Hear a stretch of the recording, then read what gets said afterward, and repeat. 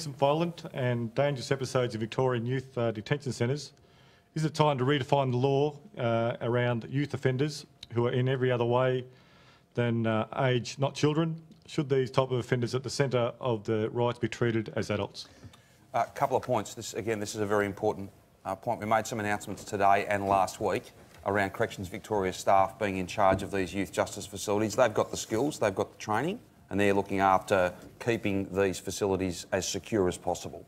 I've also said that we're going to have more to say around substantial reform, and I think the point you've made, it's just about common sense.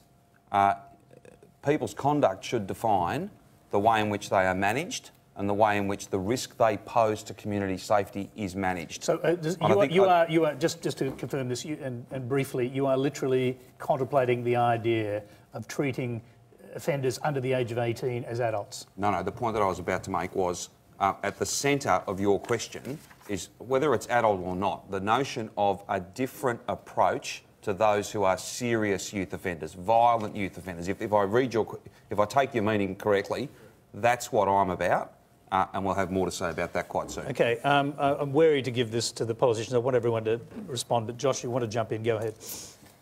Well, as a Melburnian, as a father, I share Daniel Andrews' heartbreak about what happened, and I want to commend Daniel and his government for the compassionate way they responded, setting up this fund.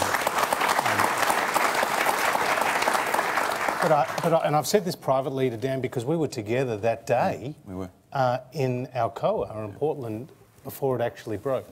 I don't think Victorians have ever felt as unsafe as they do now. I think people are worried about home invasions, carjackings. The numbers tell the story. Burglaries are up 21% year on year in Victoria.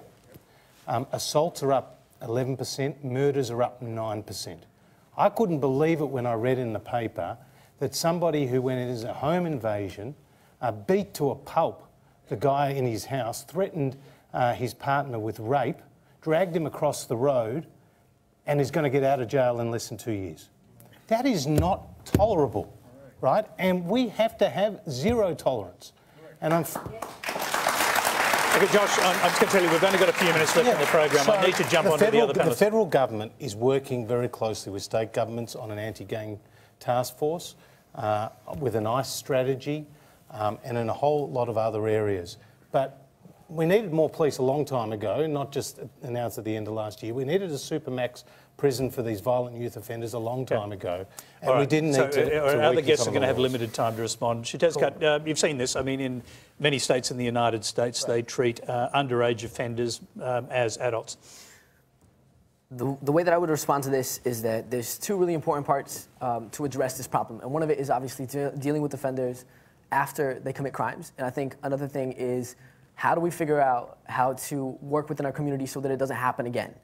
You know, if you look at the Bronx in the early 70s, and it was one of the most dangerous neighborhoods in all the United States where there was all kinds of violence. And if you look at one of the huge things that helped bring people together, limit the amount of violence, and really change the face of what was happening there was music. If you look at hip-hop, if you look at the power that hip-hop had to actually bring young people together in spaces where they were gathering that wasn't violent, that wasn't harmful to the communities, it changed a lot. When we give young people an ability and an outlet to engage in the world and to do something positive, to focus their energy on something positive and make an actual difference in their community, like that is powerful. So I think the prosecution is a very, very important aspect of this, but also how can we work within our communities to empower young people, their voices, their ideas, their ideals, so that they can feel a part of the community as anyone else.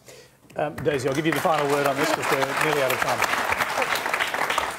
I really do agree with you on this. I don't think it's ever acceptable to put children in adult prisons for all of the obvious reasons, but I do agree with you because I think you've got to attack this problem with young people at the source. It's not enough to shove them through the prison system and try to rehabilitate them and punish them again and again. It just perpetuates the cycle. And as someone who comes from a theatre background and a musical background, I've seen what music can do. I've seen what theatre can do. I can see how it can bring people together. It brings the shyest people out of their shells. It's therapeutic. It's uplifting. It makes you laugh. It makes you cry. And I think if there were more programs like that, if there were more people like you, I think you're fantastic, by the way. I think everything you do is fantastic. I'm sure we disagree on a lot of things, but I do think you're fantastic. Well, that's a perfect note of agreement for us to end the program, which we have to because we're out of time. Please thank our panel: Helen Andrews, Daniel Andrews, Daisy Cousins, Shuteskat Martinez, Josh Frydenberg, and this great